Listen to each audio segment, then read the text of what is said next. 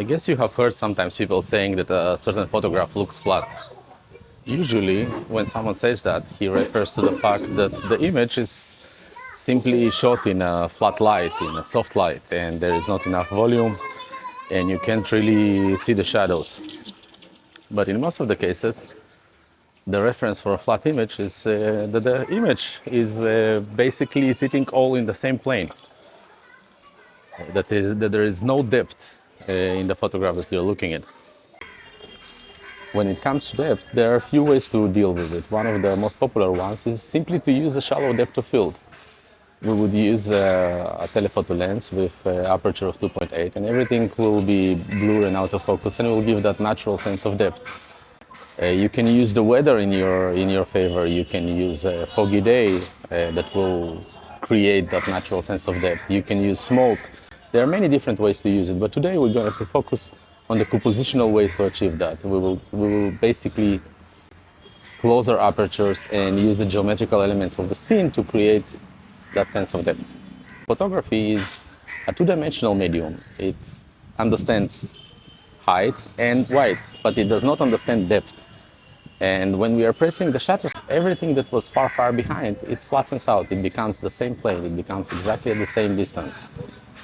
So what we need to do is to use other geometrical elements, for example, subframing, layering, or leading lines to create that sense of depth. In any case, let's go to it and try to see how we can achieve these three-dimensional images. So today, we're going to see how we can make images that are not flat.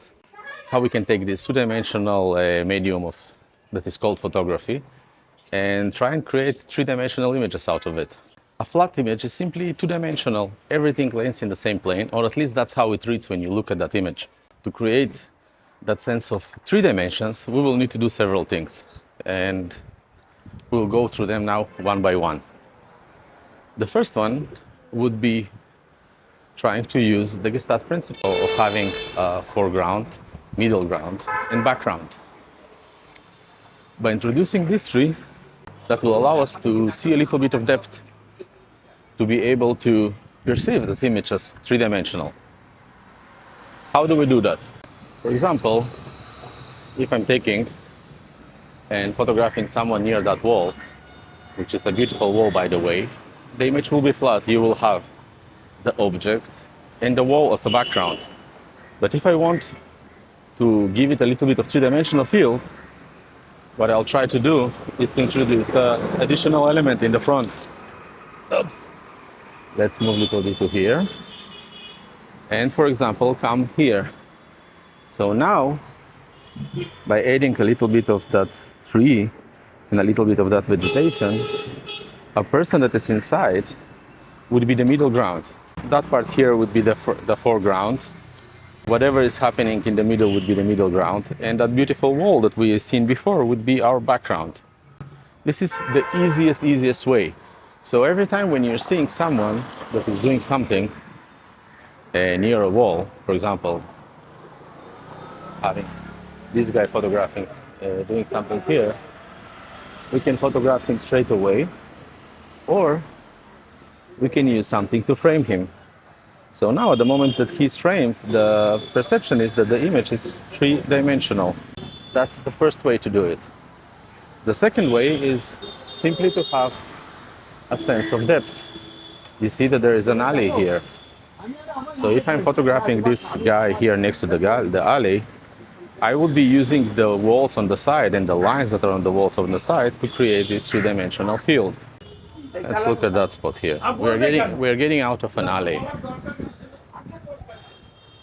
Oops, and that's three dimensions. If I'm coming and photographing from here, this is two dimensions. There is a subject and there is the background. If I'm going a little bit backwards, I'm using the wall on the side for framing, and that creates three-dimensional feeling. It directs the eye deeper inside of the image. Let's try and see if I can capture someone like that. We'll wait for a little bit. Perhaps there will be someone. I hear a bike. 1, 2. Up. Let's see. Yes, that would be it.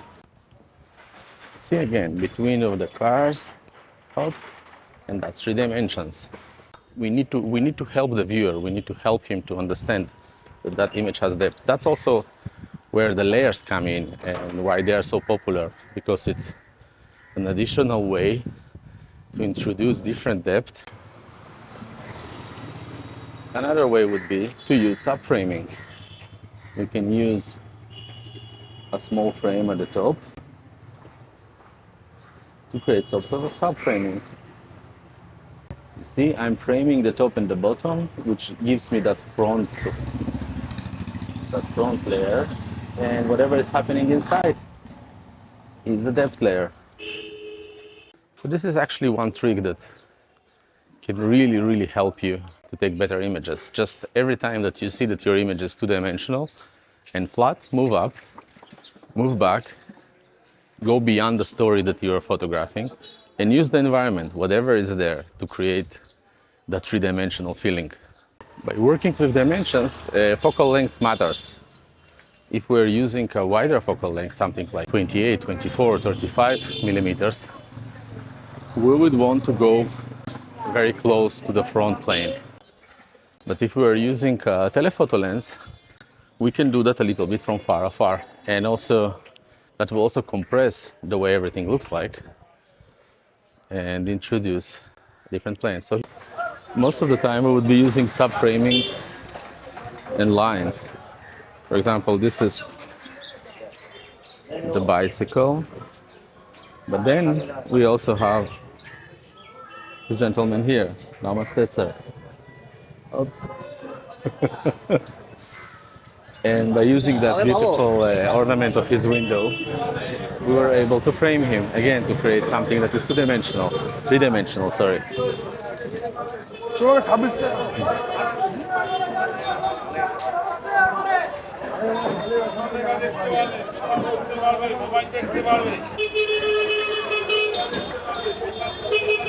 have two of them. We have the cat and we have a front end element, and that creates again a three-dimensional image. Light and color, they also have their meaning. If you're using soft light, everything would look lit in the same way, so it will also reduce your different dimensions. Again, this is a beautiful scene, but this is just the guy sitting here. If I want to create a three-dimensional feeling, I will wait for a person to pass, or a bike to pass. Now we will see there will be a bike coming in. I'll be photographing him, but I'll be waiting for... Oh. Let's see if we manage to capture something. Nope, there were too many people. Wait for another one.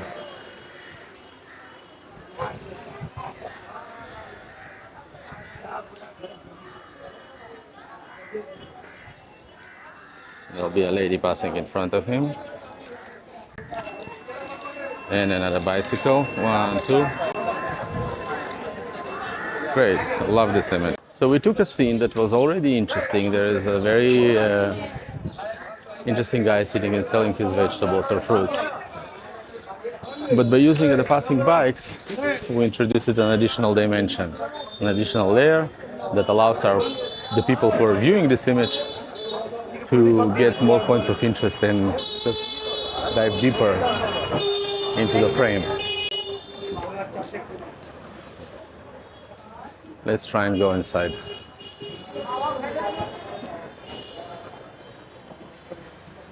So this is a market.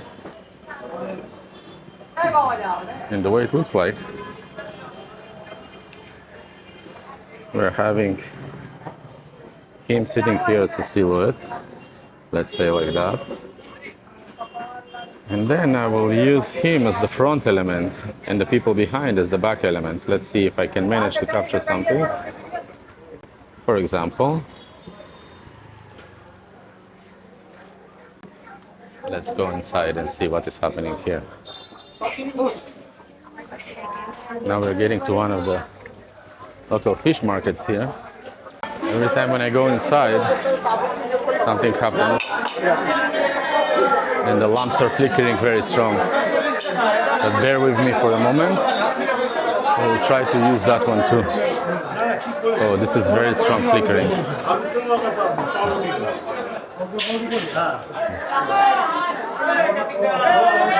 So for example, I would be using these fishes as a front element, going inside and photographing the man that is sitting behind there.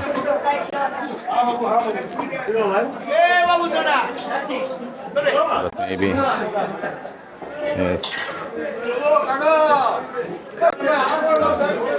Okay, let's get out of here because that flickering is very hard for the camera. Photographing this gentleman next to his potatoes will not create a three-dimensional feeling, but it's still a very nice shot. I will take it. What can do give that three-dimensional feeling is that there is a sort of passage behind that is Namaste sir. That is sort of showing that the market is larger. Now I'll wait for her to lead her hand. So the hand is basically leading to him and creating that additional depth. In general, waiting for gestures is always a good idea. It makes the image a little bit more different. It's the small things. It's always the small things. Again, very beautiful area here. But to make it even more interesting, we will use the front part. Oh. And I stepped in something really disgusting. How are you, sir? Oh my god. I have no idea in what I stepped. I like the hands here. Using the hands and using just part of the door.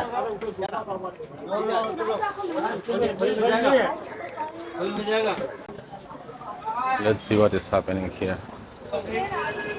So here I can actually use that top thing, that top cover,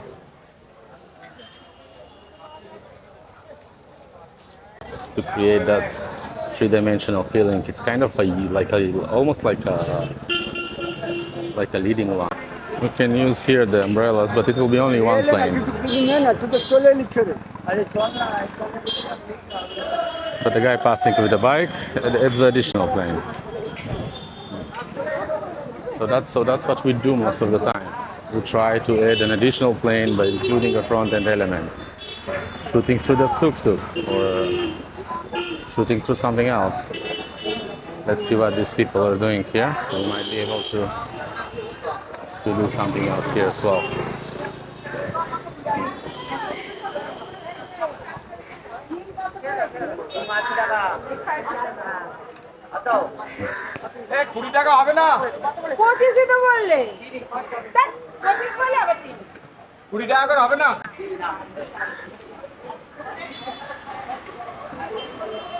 Trying to see what he's picking up. Nope.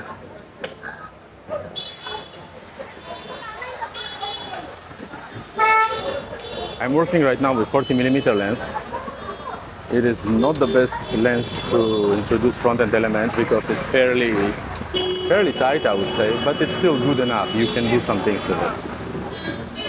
So I love that he's standing.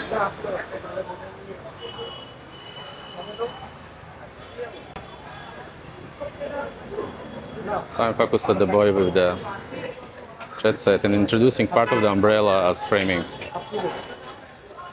I don't know if you can see it, but I think it works. Can even take a little bit more backwards. Again, it's with 40mm it's like that. With a wider lens I would have to do it in a different way.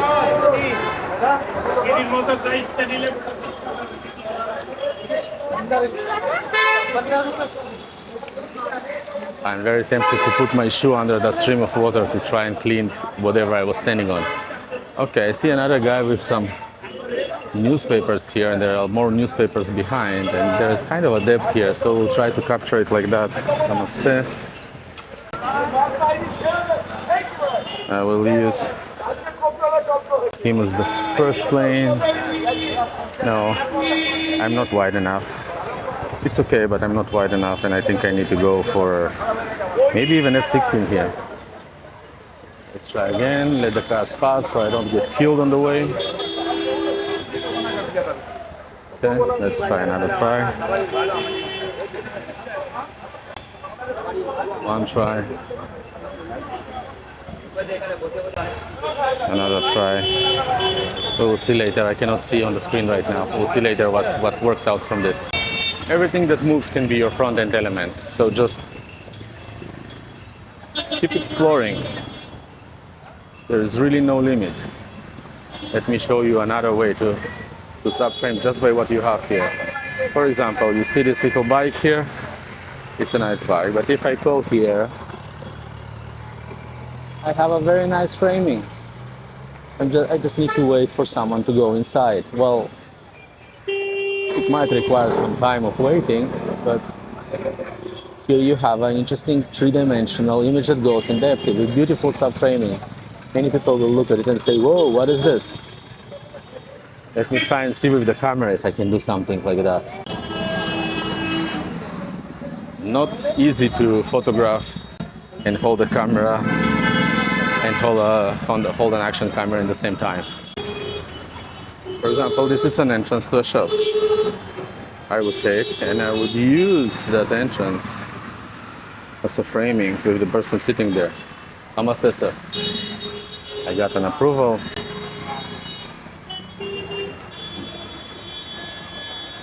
And again, it comes up to subframing. Okay, so I think that the idea is clear, and you can take it from here and try to develop your own way to create the images that are a little bit three-dimensional rather than just 2D.